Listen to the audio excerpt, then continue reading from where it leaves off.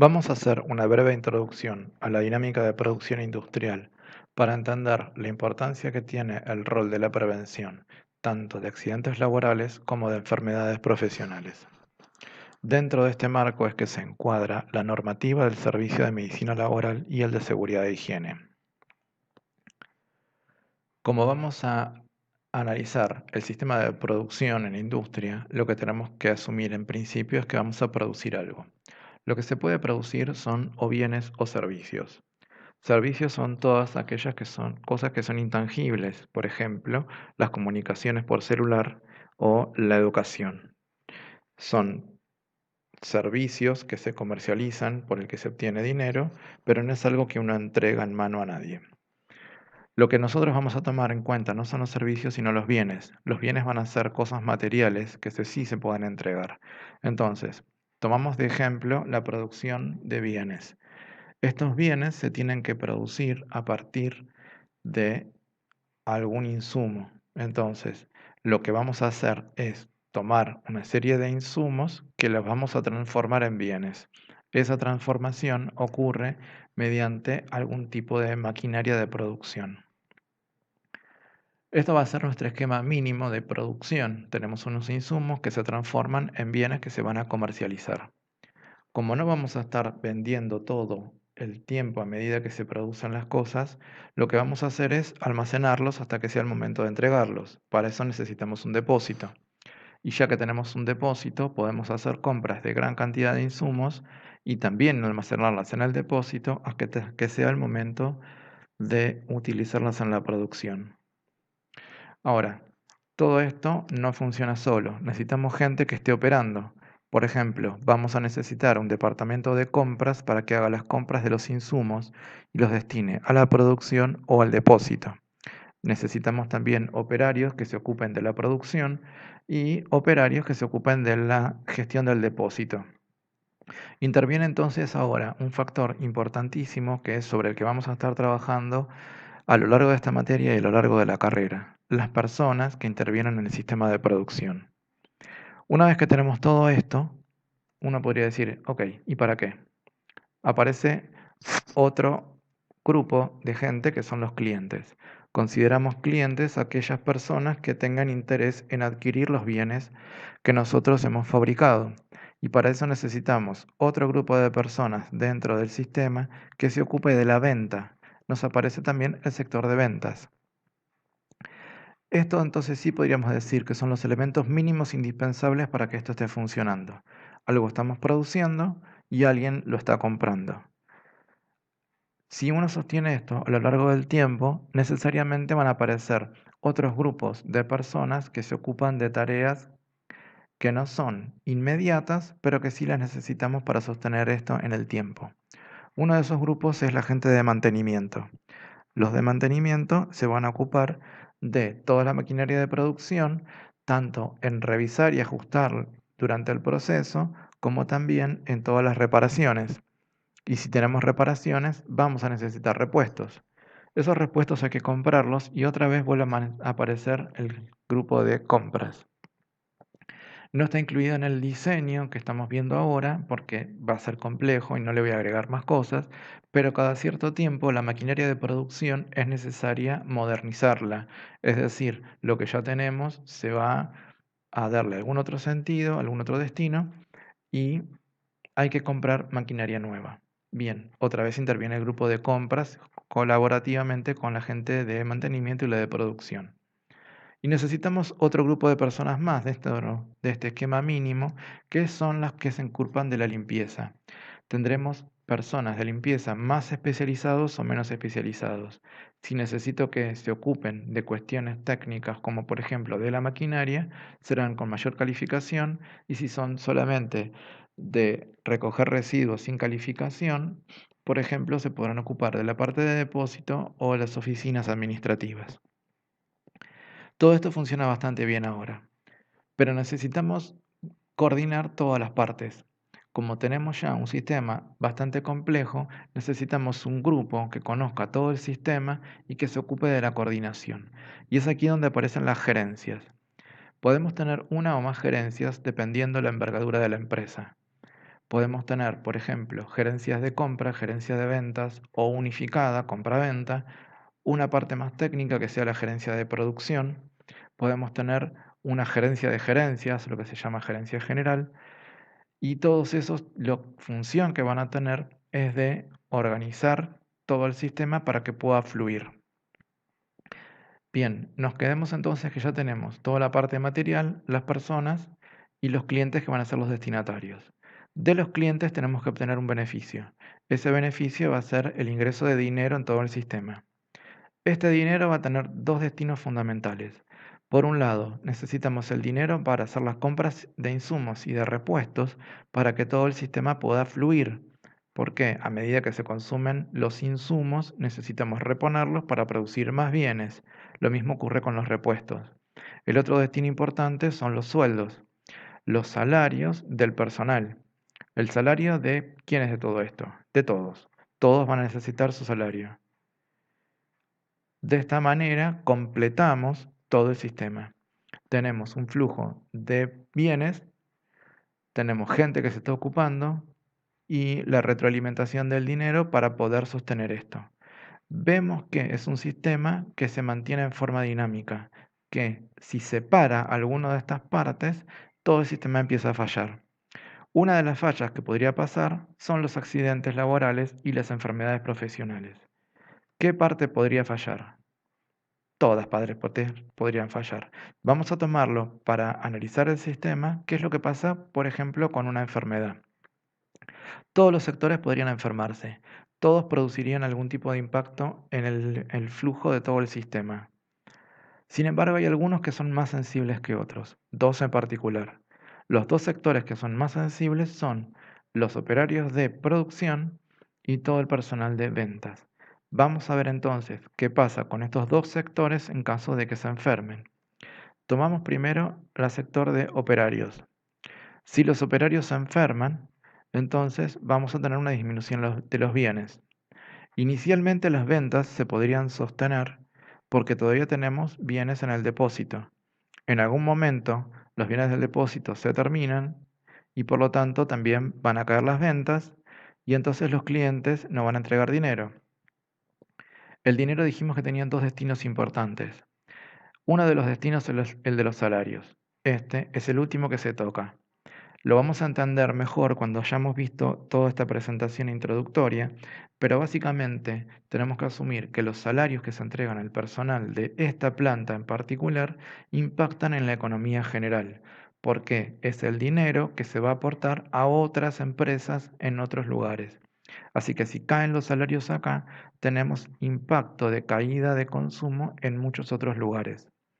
Si no vamos a bajar los salarios, el otro sector donde vamos a bajar es en la compra de insumos. Y esto nos vuelve una especie de círculo vicioso. Si bajan los insumos, entonces baja la producción, se producen menos bienes, se produce menos dinero, y lo siguiente que vamos a tocar antes de los salarios van a ser los repuestos. Si caen los repuestos, empieza a perjudicarse la maquinaria. Finalmente, en algún momento, van a caer los salarios. Nos damos cuenta que con la disminución de la productividad hay un impacto a gran escala en todo el sistema. Vamos a ver qué pasa con el otro sector. ¿Qué pasa si se enferma la gente de ventas? El efecto es mucho más rápido y es parecido, pero tiene sus propias vueltas. Si cae la gente de ventas, inmediatamente va a caer el aporte de dinero y va a aumentar la cantidad de bienes en el depósito. Esto implica que el capital de la empresa va a estar en el depósito, esto significa que va a estar físicamente, pero que no fluye. Y entramos ahora sí en algo similar. Disminuye el dinero, otra vez decimos, los salarios los dejamos para el final, y entonces van a bajar los insumos. Si bajan los insumos, vamos a bajar también los repuestos porque las maquinarias no van a estar produciendo porque no necesito más bienes.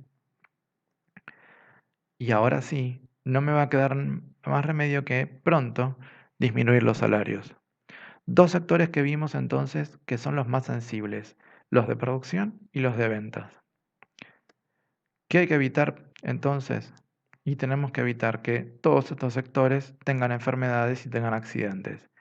Así que el objetivo que vamos a tener es el de la prevención en la aparición de las enfermedades y accidentes que van a hacer la disminución de todo el sistema.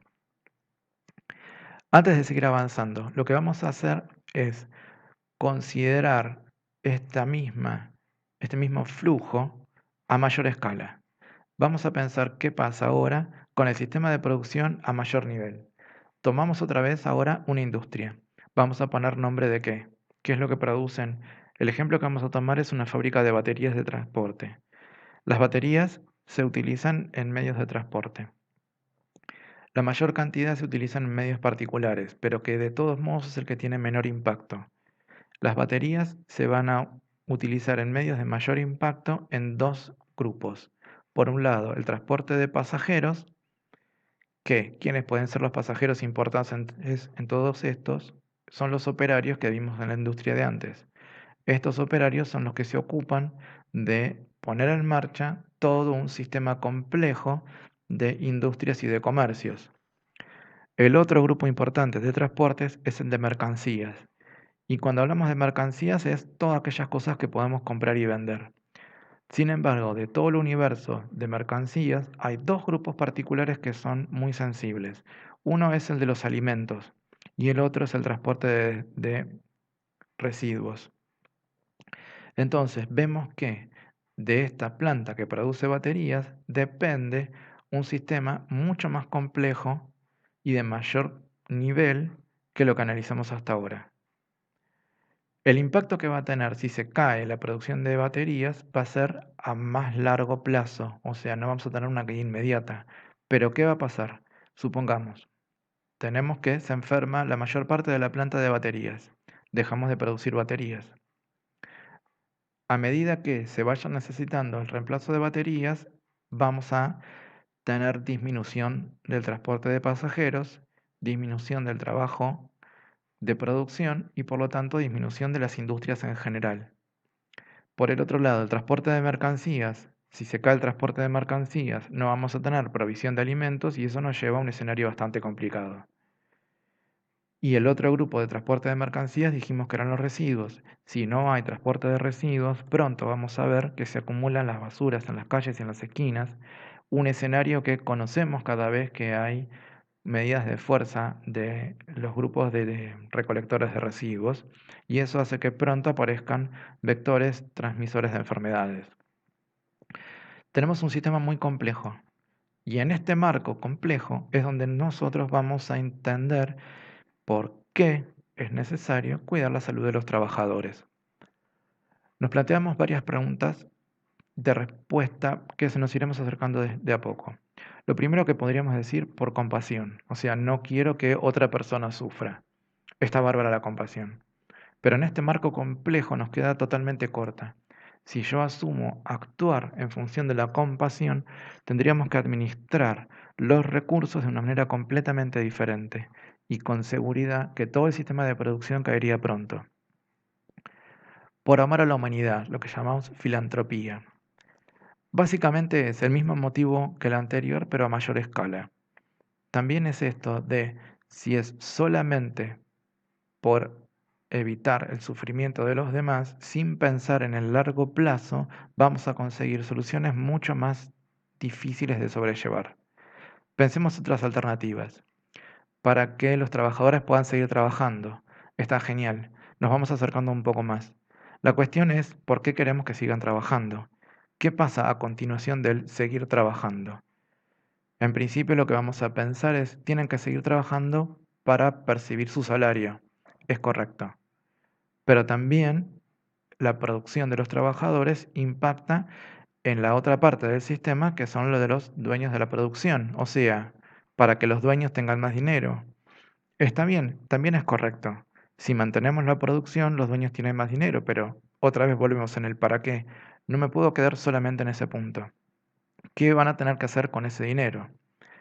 Avanzamos un poco más. Cuidar la salud de los trabajadores para sostener el sistema que es fuente de su salario. Y ahí vamos un poco mejor. Lo que estábamos viendo recién, si sostengo el sistema de producción, sostengo la producción de dinero suficiente para pagar el salario. Esto significa que el trabajador va a tener un- una retribución mucho más inmediata. Vamos un poco más. Para sostener un sistema que beneficie al conjunto de la sociedad. Y esta es la visión más compleja que quiero que tengamos en cuenta.